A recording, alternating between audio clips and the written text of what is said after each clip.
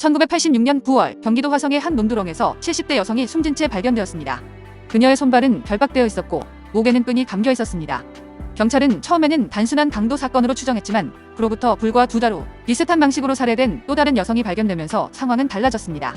그해 가을부터 1991년 봄까지 화성군 태안읍 일대에서 연쇄적으로 여성들이 살해당하는 사건이 발생했습니다. 피해자는 10대 소녀부터 70대 노인까지 연령대가 다양했습니다.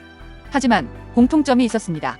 대부분 심야 또는 새벽 시간에 범행이 이루어졌으며 피해자들은 성폭행을 당한 후 스타킹이나 속옷 등으로 목이 졸려 살해되었습니다. 경찰은 전국에서 수사관을 동원하여 대대적인 수사를 벌였지만 범인은 그림자처럼 사라져버렸습니다. 사건 현장에는 뚜렷한 단서가 남아있지 않았고 용의자로 지목된 수많은 사람들은 번번이 혐의를 벗었습니다.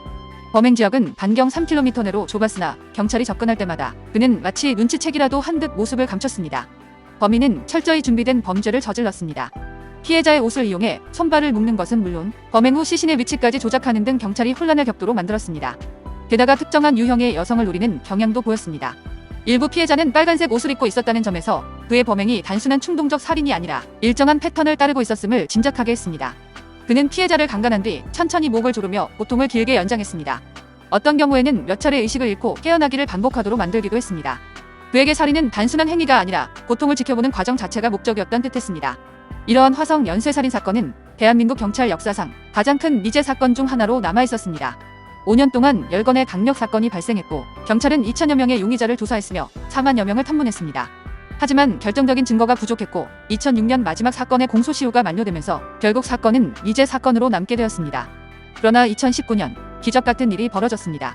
2019년 경찰은 국립과학수사연구원과 협력하여 보관 중이던 증거물을 재감식했습니다. 과학수사 기술이 발전하면서 당시에는 검출하지 못했던 미세한 DNA를 확인할 수 있었기 때문입니다. 분석 결과 청주교도소에서 복역 중이던 이춘재의 DNA와 일치하는 샘플이 발견되었습니다. 이춘재는 1994년 처제 강간살인 사건으로 무기징역을 선고받고 숙감 중이었습니다. 경찰이 그를 다시 조사하자 그는 태연하게 말했습니다. 제가 다 했습니다. 하지만 그의 입에서 나온 범행은 경찰이 알고 있던 것보다 훨씬 많았습니다. 그는 10건의 연쇄살인뿐만 아니라 추가적으로 4건의 살인과 30건 이상의 성범죄를 더 저질렀다고 자백했습니다. 오랫동안 미제로 남아있던 사건들이 그의 입을 통해 하나둘 밝혀지기 시작했습니다. 그러나 공소시효가 만료되어 그는 이 사건으로는 처벌받을 수 없었습니다. 다만 이미 복역 중이었기 때문에 그는 평생 사회로 나올 수 없게 되었습니다. 이춘재 연쇄살인 사건은 대한민국 사회에 깊은 충격을 남겼습니다. 2003년 개봉한 영화 살인의 추억은 이 사건을 모티브로 했으며 이후 강력범죄의 공소시효를 폐지하는 계기가 되었습니다. 또한 이 사건을 통해 경찰 수사의 한계를 되돌아보게 되었고 DNA 감식 기술의 발전이 얼마나 중요한지를 다시 한번 깨닫게 되었습니다. 33년 만에 밝혀진 진실은 우리에게 한 가지 중요한 메시지를 남겼습니다. 완전 범죄는 없다. 시간이 지나도 진실은 밝혀진다. 채널을 구독하고 더 많은 범죄를 확인해보세요.